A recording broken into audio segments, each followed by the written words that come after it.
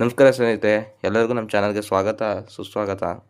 ಈಗ ವಿಡಿಯೋ ಮಾಡ್ತಾ ಇರೋಂಥ ವಿಚಾರ ಏನಪ್ಪ ಅಂತಂದರೆ, ಇವತ್ತು ರೇಣುಕಾಸ್ವಾಮಿ ಸಂಬಂಧಿಸಿದಂತೆ ದರ್ಶನ್ ಅವರು ಏನು ಬಂದಿಯಾಗಿರ್ತಾರೆ ಅವ್ರನ್ನ ಬೆಂಗಳೂರು ಜೈಲಲ್ಲೇ ಇಟ್ಕೋಬೇಕಾ ಇಲ್ಲಾಂದರೆ ಬಳ್ಳಾರಿ ಜೈಲಿಗೆ ರವಾನಿಸಬೇಕಾ ಅಂತ ನಿಂದ ಇದರ ಕುರಿತಾಗಿ ಇವತ್ತು ಮಾಹಿತಿ ಬರಬೇಕಿತ್ತು. ಅಂದರೆ ಈ ಮಧ್ಯ ದರ್ಶನ್ ಅವರು ಕೋರ್ಟಲ್ಲಿ ನನಗೆ ವಿಷ ಕೊಡಿ ಅಂತ ಜಡ್ಜ್ ಬಳಿ ಕೇಳ್ತಾ ಇದ್ದಾರೆ ಅಂತ ಬಲ್ಲ ಮೂಲಗಳಿಂದ ತಿಳಿದು ಬರ್ತಾ ಇದೆ. ಏನಿದು ರಾಜಂತ್ರ ಇದು? ನಮ್ಮ ಬಾಸ್ಗೆ ಏನಾಯಿತು? ನಿಮ್ಮ ಮನಸ್ಕೊಳ್ಳೋದು ಅಷ್ಟೊಂದು ರಾರಾಜಿಸ್ತಾ ಇರೋಂಥ ನಮ್ಮ ಬಾಸು ಈ ಥರ ಕೋರ್ಟಲ್ಲಿ ಯಾಕೆ ಹೇಳ್ತಾ ಇದ್ದಾರೆ? ಬನ್ನಿ, ಈ ಬಲ್ಲ ಮೂಲಗಳಿಂದ ಏನೇನು ನಮಗೆ ತಿಳಿದಿದೆ ಅದನ್ನು ವಿವರವಾಗಿ ಎಕ್ಸ್ಪ್ಲೇನ್ ಮಾಡ್ತಾ ಹೋಗ್ತೀನಿ.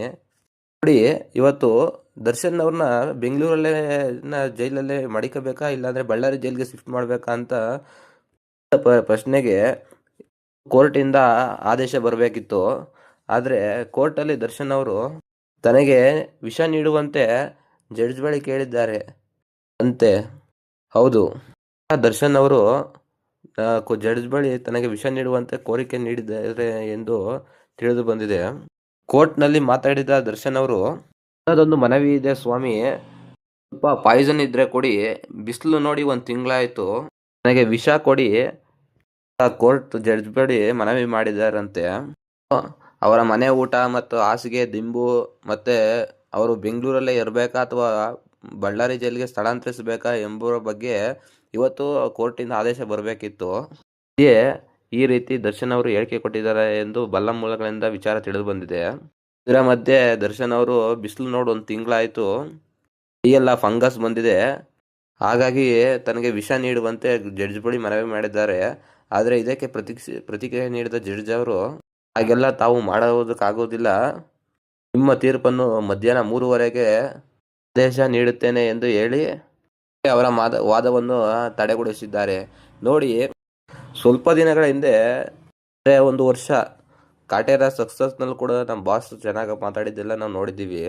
ಆದರೆ ಈಗ ಒಂದು 6 ತಿಂಗಳು 7 ತಿಂಗಳಿಂದ ನಡೀತಿರೋ ಪ್ರಕ್ರಿಯೆ ಪ್ರಕಾರ ಅವರು ತಪ್ಪು ಮಾಡಿದ್ದಾರೆ ನಿಜ.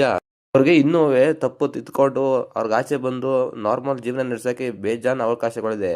ನಾವು ಅವ್ರ ಅಭಿಮಾನಿಗಳಾಗಿ ಅವ್ರ ತಪ್ಪೆಲ್ಲ ಕ್ಲಿಯರ್ ಮಾಡ್ಕೊಂಡು ಅವ್ರು ಆಚೆಗೆ ಬಂದರೆ ನಾವು ಯಾವತ್ತೂ ಅವ್ರನ್ನ ಬಿಟ್ಕೊಡೋದು ಅಂತ ಮಾತೇ ಇಲ್ಲ.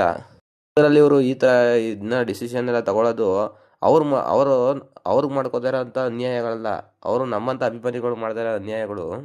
ಇನ್ನೂ ಅವ್ರ ತಪ್ಪನ್ನ ತಿದ್ಕೊಳ್ತಾರೆ ಇದೇ ಥರ ಆಟ ಮಾಡ್ತಾರೆ ಅಂತ ಹೋದರೆ ಅಭಿಮಾನಿಗಳಾಗಿ ಅವ್ರ ಅಭಿಮಾನಿಯಾಗಿ ನಮಗೆ ನಾಚಿಕೆ ಆಗುತ್ತೆ. ನೋಡಿ, ದೊಡ್ಡವ್ರು ಹೇಳಿರೋ ಹಾಗೆ ತಪ್ಪು ಮಾಡೋ ಸಹಜ, ತಿದ್ದಿ ನಡೆಯೋನೆ ಮನುಜ ಅಂತ. ಇನ್ನಾದರೂ ಅವ್ರ ತಪ್ಪನ್ನ ತಿದ್ದಿ ನಡ್ಕೊಂಡು ಈ ಕೇಸಿಂದ ಆದಷ್ಟು ಬೇಗ ಆಚೆ ಬಂದು ಮತ್ತೆ ನಮ್ಮನ್ನ ಮನರಂಜಿಸಲಿ ಅಂತ ಹೇಳ್ತಾ ಈ ವಿಡಿಯೋನ ಇಲ್ಲಿಗೆ ಎಂಡ್ ಮಾಡ್ತಾ ಇದ್ದೀನಿ. ಯಾರ್ಯಾರಿಗೆ ಈ ವಿಡಿಯೋ ಇಷ್ಟ ಆಯಿತು ಪಕ್ಕದಲ್ಲಿರೋ ಬೆಲ್ ಐಕನ್ನ ಕ್ಲಿಕ್ ಮಾಡ್ಕೋತಾ ನಮ್ಮ ಚಾನಲ್ ಸಬ್ಸ್ಕ್ರೈಬ್ ಆಗಿ ಅಂತ ಹೇಳ್ತಾ ಈ ವಿಡಿಯೋನ ಇಲ್ಲೇ ಎಂಡ್ ಮಾಡ್ತಾ ಇದ್ದೀನಿ. Thank you guys for watching video this.